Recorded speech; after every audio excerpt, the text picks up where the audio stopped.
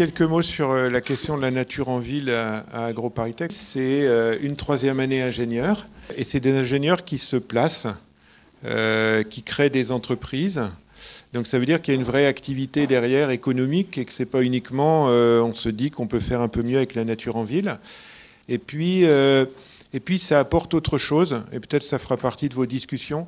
Au-delà de la nature, c'est aussi une manière de repositionner un lien social. C'est notamment pourquoi l'avis du Conseil économique, social et environnemental qui a été rendu sur la nature en ville en juillet 2018 préconise que justement cet enjeu biodiversité doit être pris en compte de manière transversale dans toutes les politiques publiques applicables à la ville. Donc c'est un changement de regard des élus sous la pression de la population.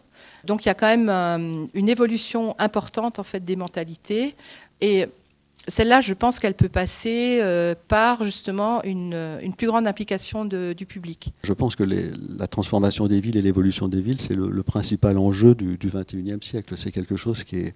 Voilà, pratiquement toute la population va vivre dans les villes, et si on ne prend pas conscience de l'importance de la qualité qu'on doit fournir et qu'on doit rechercher, ça risque de devenir vite terrible. Est-ce qu'on observe déjà des effets du changement de climat ? Et comment est-ce que vous prenez en compte cette évolution, ce risque ?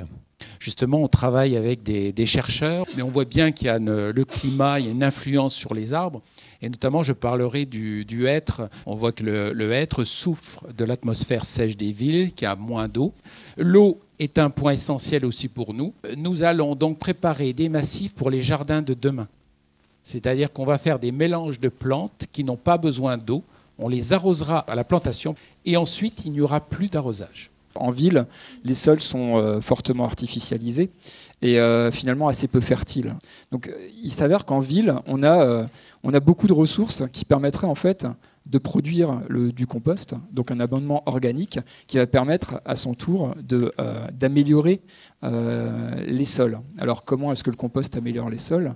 Tout simplement en restituant des éléments nutritifs, bien évidemment. On a aussi une meilleure capacité de rétention de l'eau, une moindre évaporation, donc ça répond à l'enjeu de l'arrosage, hein, et également une régulation de la température. C'est un peu le rôle justement des architectes de voir comment on peut, d'une certaine façon, à un moment regarder le végétal aussi comme quelque chose d'architectural. Mais voilà, je pense qu'il est important aussi de réfléchir à la façon dont on le met, le végétal, parce que la ville, elle a une histoire, il y a des gens qui vivent à l'intérieur, il y a des gens qui sont plus ou moins prêts à la recevoir. Impliquer plus les usagers dans la gestion de ce patrimoine vert, donc soit, comme on a dit, aménager des pieds d'arbres ou avoir des petites micro-parcelles, donc comme c'est le cas par exemple à Strasbourg, que les gens peuvent végétaliser à leur guise. Donc ça permet justement une meilleure prise de conscience, je pense, de l'importance de la nature en ville.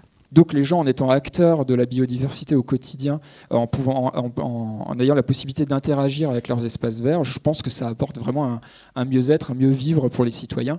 On n'est pas juste face à des espaces verts qu'on va observer de loin, on va juste passer, on va vraiment mettre la main à la pâte et être acteur. Moi, je rajouterais qu'impliquer les citoyens, c'est notre cœur à nous, au quotidien.